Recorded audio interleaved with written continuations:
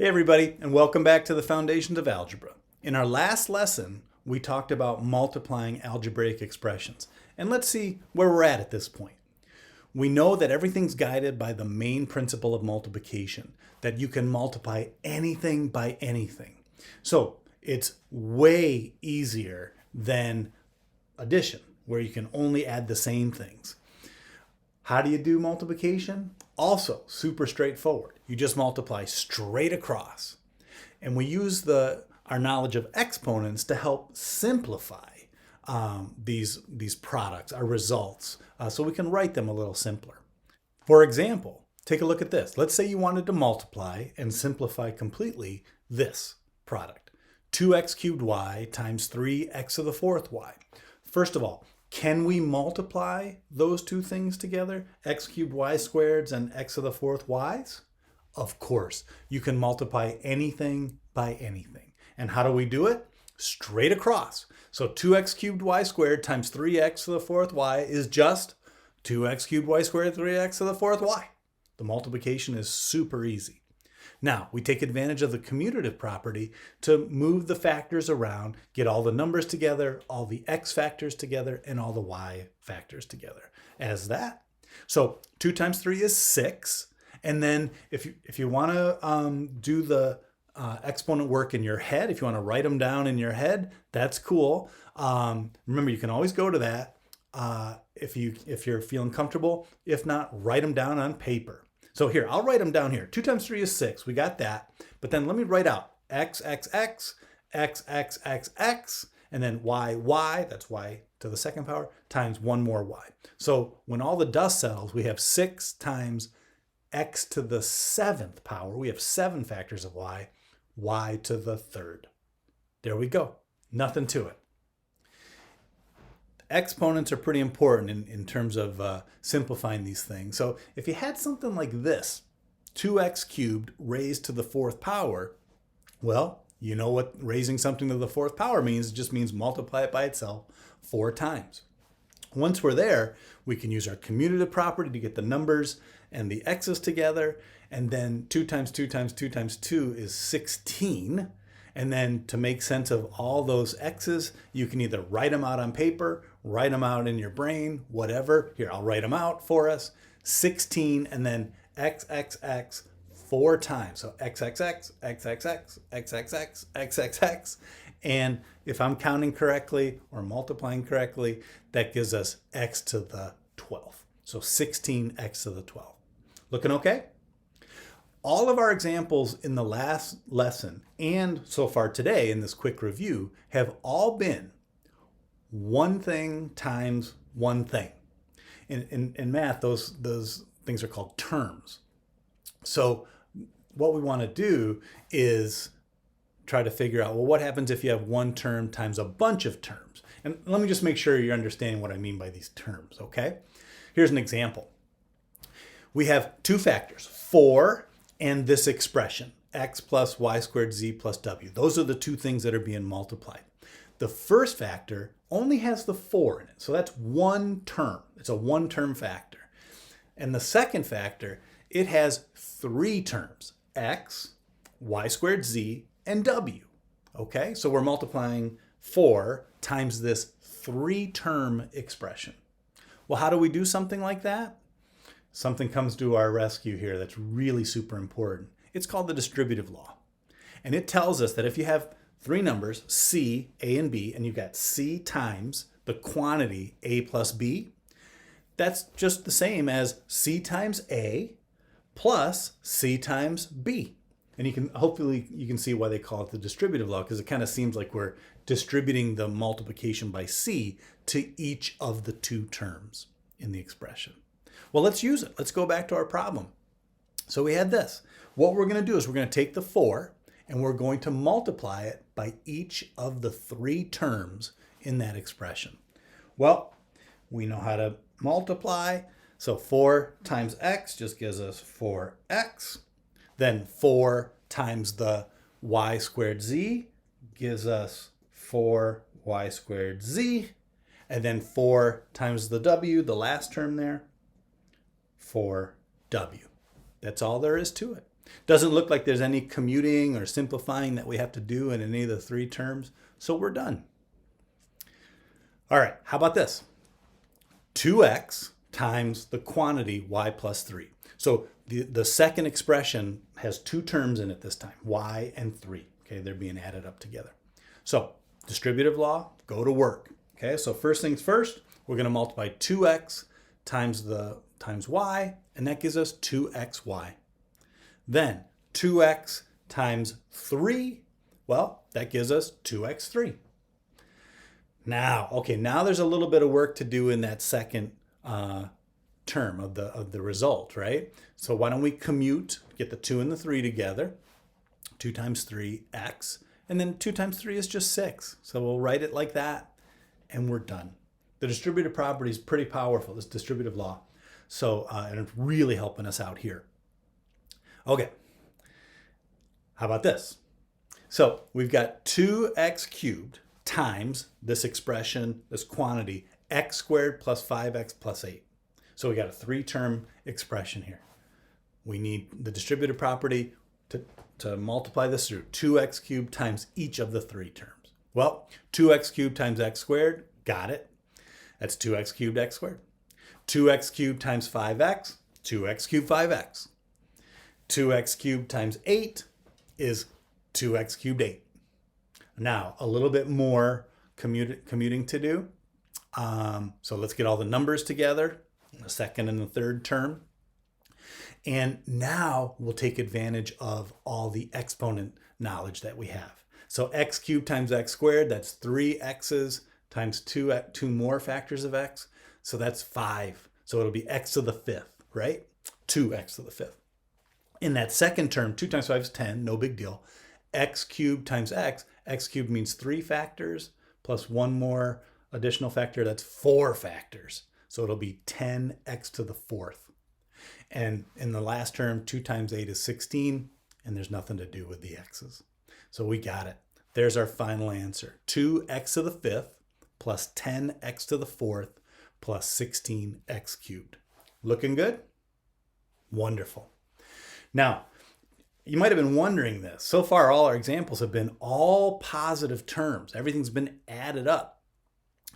If you have a subtraction in your expression, it's all good. Since subtraction is really addition of the opposite, the distributive law works there too. And in fact, C times the quantity A minus B is just CA minus CB. Works just perfectly. So let's take a look.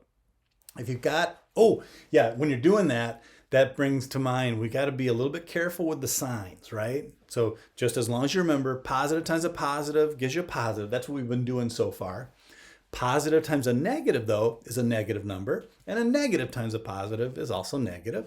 And then negative times negative is positive. So as long as you keep those straight, we should be good to go. For example, let's say we had this. Negative 5 times the quantity x plus y minus z. Well, we'll distribute that negative 5 through that multiplication by negative 5. So negative 5 times x is negative, right? Because negative on the first factor there, negative 5x. Negative 5 times y is negative 5y. And lastly, negative 5 times negative z, negative times a negative, is positive 5z. Looking okay? As long as you watch those signs, you should be good to go. All right. We've got one term times one term kind of multiplication. We're good with that. And now we just took care of one term times a bunch of terms kind of multiplication. We're good with that. So that brings up our final possibility. Well, what happens if you got a bunch of terms times a bunch of terms? How do you handle that?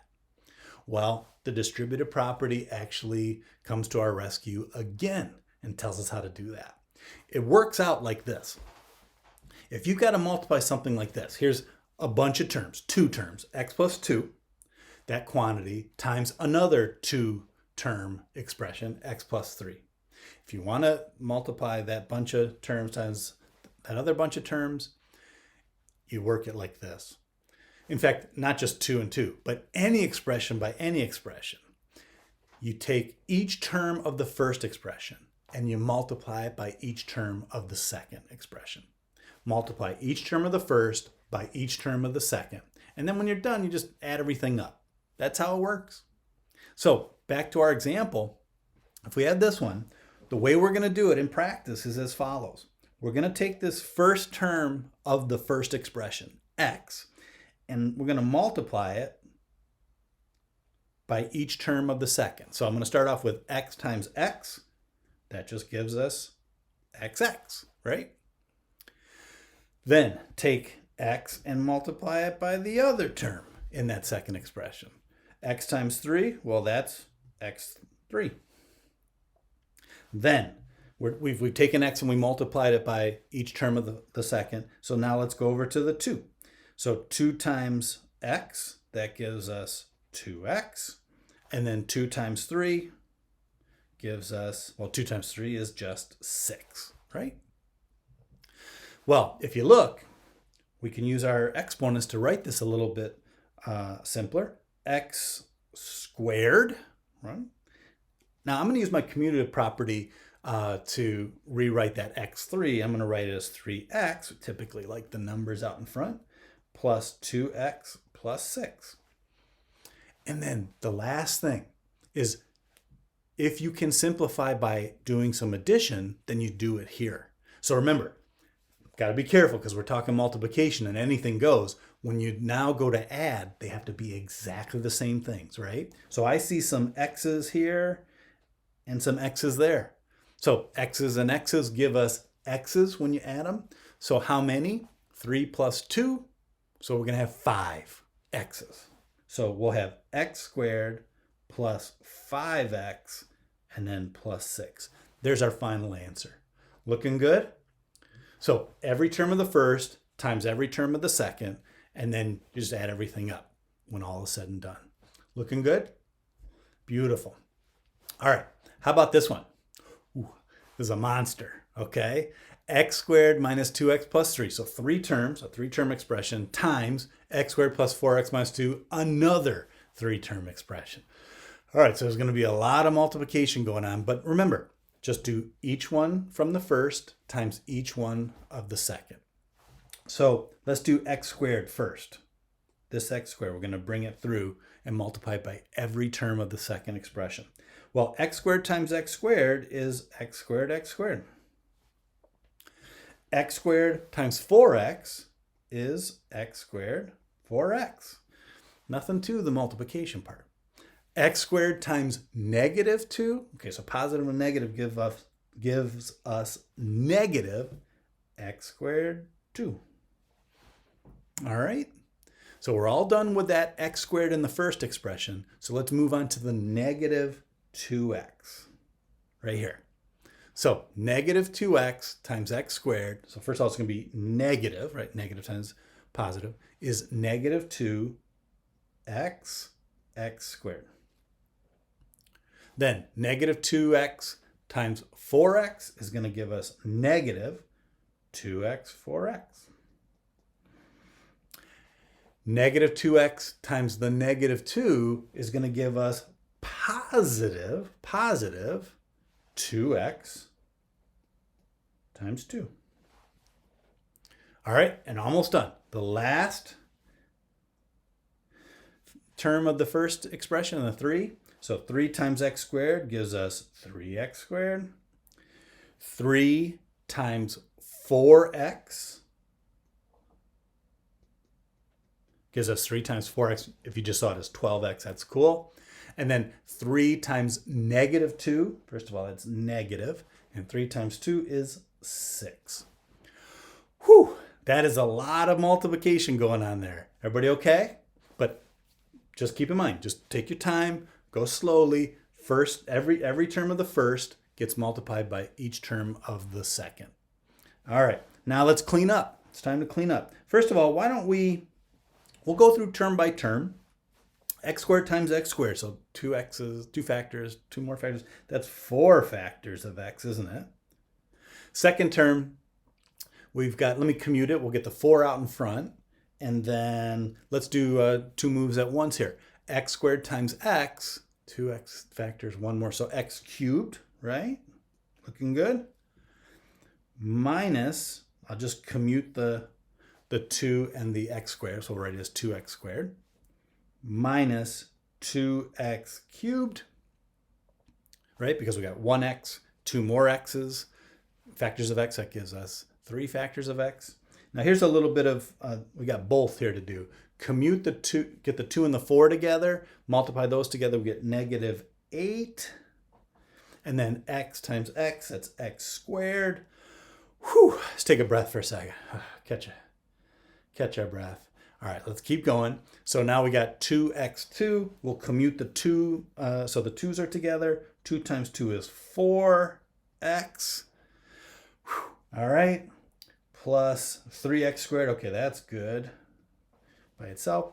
3 times 4 gives us 12x, and then minus 6. Whew, yikes. All right, man, you're doing great though. Okay, doing great. Way to hang tough. Now, the only other thing to do is to add up any things that are exactly the same things. So x to the 4th, that looks like that's the only x to the 4th. So let me put that down there. How about x cubes? Any x cubes here? All right, there's one group of x cubes. Here's another. And that looks like that might be it. Okay, well, how many x cubes? We've got x cubes and x cubes. So if we add them together, we're going to get x cubes. And we got 4 minus 2. All right, well, that's just 2, right? That's just 2 x cubes. Yeah, cool. Very nice. Then, let's see if we got any other x squareds that we can add that group to. All right, yeah, I see some x squareds here and some x squareds there. So we know we're going to get some x squareds. So let's see, we got negative 2 minus 8, negative 2 minus 8, or negative 2 plus negative 8, that's negative 10 plus 3. Negative 10 plus 3 is negative 7. Whew. Negative 7x squared. By the way, if that's something that's still hard for you to just do in your head, there's nothing wrong with just going off to the side and writing all that down. You can do them 2 at a time. Okay, like negative 2 minus 8, just figure that out. And then whatever you get negative 10. Negative 10 plus 3, do that. Okay? When in doubt, just slow it down and write it out. All right, our last group here, looks like we got some x's right here. I see some more x's over there. So, all right, x's and x's, we're going to get x's. And 4 plus 12 gives us 16x. And last but not least, the number is just by itself, minus 6. Whew, boy, that was a lot, okay? Just take your time. Take your time. Be real careful with your writing. It's so easy to lose a sign here or there or an X here or there. Just be careful. You got it. Okay, one more example. How about that? Just to cool down a little bit. How about this fraction? One fraction times another fraction, we're good to go with that, right? Just straight across. So x times, now just got to be careful, the entire expression x plus 7. So I'm going to put a set of parentheses around the x plus 7. And likewise for the quantity x minus 2 times the quantity x minus 1. That's going to be in the denominator. Looking good? Okay, so what we'll do is let's just take it one piece at a time. So in the top, well, we know we're going to have to do x times x and x times 7, right? We're going to use the distributive property. So x times x is xx, or x squared. Good. Okay, I'm going to try to put that together in one step. X times x is really x squared. And then x times 7 is x7, or 7x. All right. In the bottom, well, we've got a bunch of terms times a bunch of terms. So let's multiply each term of the first times each term of the second. So x times x is x squared, right? It's xx, but that's just x squared. X times negative 1. First of all, it's going to be negative, and it'll be negative x, won't it? Good. Let's move on to the negative 2. Negative 2 times x is, first of all, negative 2x. And then negative 2 times negative 1 is positive 2, right? Very nice. Very, very nice. So let's see, can we add anything there? I see a couple x's. Yeah, right? Here, let me write down the x squared. So x's and x's, adding or subtracting, we're going to get x's. So we got negative 1 minus 2. Negative 1 minus 2. That's the same as negative 1 plus negative 2. So guys, that's negative 3x. There's the 2. All right. Well, guys, I think we got this. Let's put it there. X squared plus 7x. X squared minus 3x plus 2 in the bottom. Game over. All right. This was a toughie, right? Only in terms of bookkeeping. The big ideas, I think, are still pretty simple. You just got to take care of those signs and then watching what you're writing. But if you take your time, you guys got this. Excellent work. I'll see you in our next lesson.